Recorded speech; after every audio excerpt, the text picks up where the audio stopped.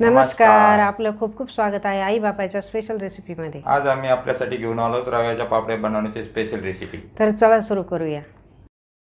आज आम्ही आपल्यासाठी घेऊन आलो आहे रव्याच्या पापड्या बनवण्याची रेसिपी। त्यासाठी आपल्याला लागणार आहे 1 वाटी रवा, साधारण हा 200 ग्रॅम आहे।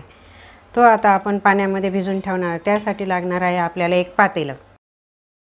आता आपण ह्या पातेल्यात रवा टाकणार आहे।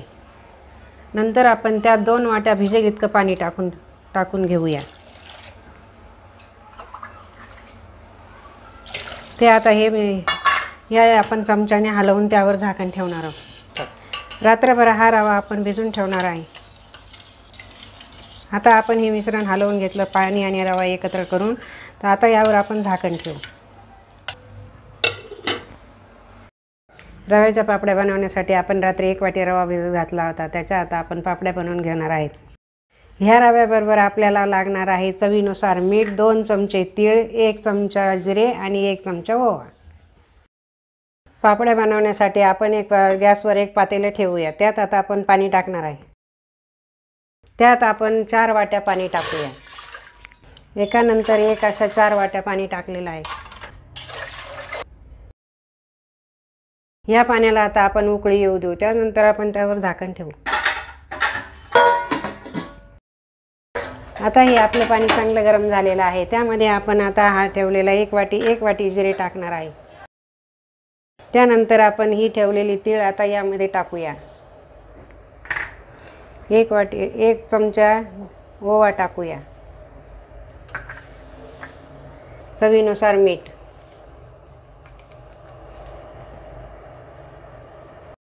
या पाण्याला आता उकळी यायला लागली आहे। आता आपण हा भिजवलेला रवा थोडा थोडा यामध्ये टाकणार आहे।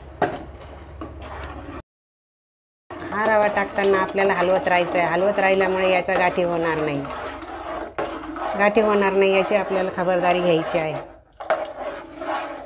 हे मिश्रण शिजेपर्यंत आपल्याला सारखं ढवळत राहू ठेवायचं आहे। जास्त घट्ट होऊ द्यायचं नाही। जास्त घट्ट झाल्यास पापड्या टाकता येणार नाही। पातळ असल्यानंतर पापडी ही पातळ होते आणि ती पण तळल्यानंतर फुगायलाही चांगली असते। आता आपण हे रव्याचं मिश्रण शिजवतोय। हे रव्याचे पापड खायला खूप टेस्टी असतात। घरातील लहान मुलांना आणि म्हाताऱ्या माणसांनाही खूप खायला ते कुरकुरीत असतात। आता हे आपलं मिश्रण घेऊया। परंतु ते जास्त घट्ट झाल्यास पापड्या होणार नाही। त्यासाठी आपल्याला परत यामध्ये थोडं थोडं करून पाणी 1 वाटी पाणी टाकायचं आहे। हे पाणी टाकल्यामुळे आपले मिश्रण पातळ होईल व पापड्या टाकण्यास सोयीस्कर होईल। हा रवा शिजून झालेला आहे। तो आता जास्तच घट्ट झाला आहे। त्यामुळे आपण परत त्यामध्ये 1 वाटी पाणी टाकणार आणि जास्त घट्ट होऊ द्यायचं नाही। कारण पातळ असल्यामुळे आपली पापडी खूपच पातळ दिसते आणि दिसायलाही चांगली असते।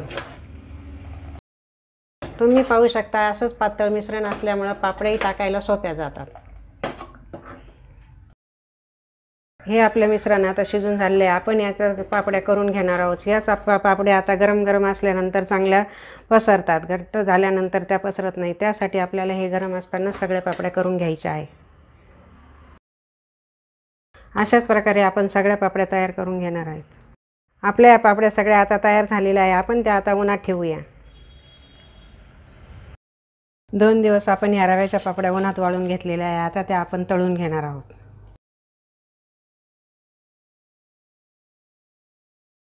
तुम्ही पाहू शकता आपली पापडी किती छान फुगलेली आहे।